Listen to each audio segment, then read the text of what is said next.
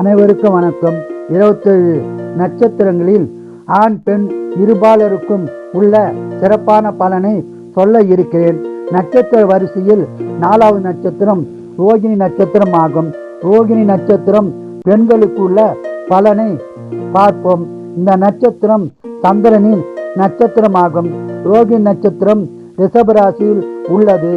ஆண்டவன் அருளால் அதிக காலம் உயிர் வாழ்பவர்கள் இவர்களே ஆவார்கள். குழந்தைகளிடம் பாசமாகவும் அன்பாகவும் இருப்பார்கள்.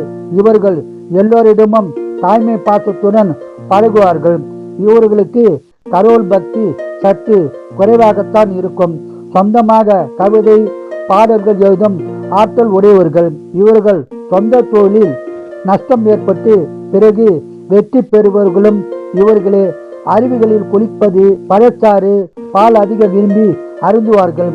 அம்மாவிடம் அதிகம் பாசம் கொண்டவர்கள். தனக்கு ஒரு காரியம் ஆக வேண்டுமென்றால் பிறரை தொந்தரவு செய்து காரியம் சாதித்துக் கொள்வதில் வல்லவர்கள் இவர்களே ஆவார்கள். அதிகமாக படிப்பு படித்தவர்களும் இவர்களே ஆவார்கள்.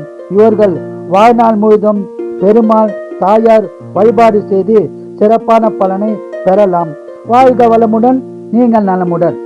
ரோகிணி நட்சத்திரம் ஆண்களுக்குள்ள பலனை பார்ப்போம்.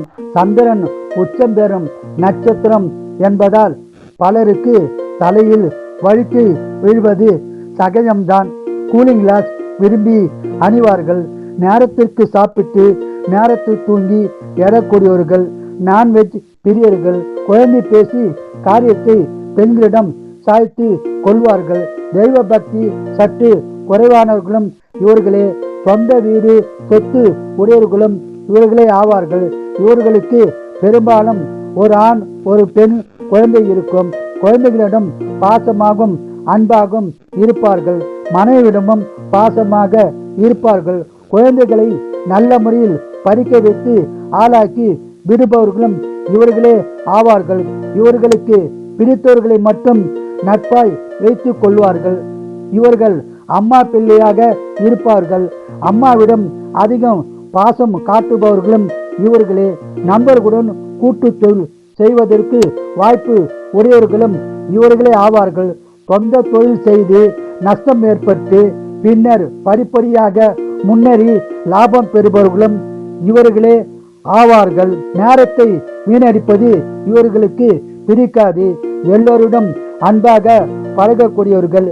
வேலை செய்யும் இடத்தில் நல்ல மதிப்பு மரியாதை பெறுபவர்களும் இவர்களே ஆவார்கள். ஒரே கம்பெனியில் அதிகமாக வேலை செய்ய முடியாதவர்களும் இவர்களே ஆவார்கள். ஒரு சிலருக்கு வேலையில் எப்போதும் பிரச்சனை இருந்து கொண்டே இருக்கும். தானம் தர்மம் செய்வார்கள். வேலை செய்யும் இடத்தில் அதிக பெண்கள் இருப்பார்கள். அவர்களிடம் அன்பாக நடந்து கொள்வார்கள். சொந்த பந்தங்களிடமும் அன்பாகவும் பாசமாகவும் இருக்கக்கூடியவர்கள் இவர்களே.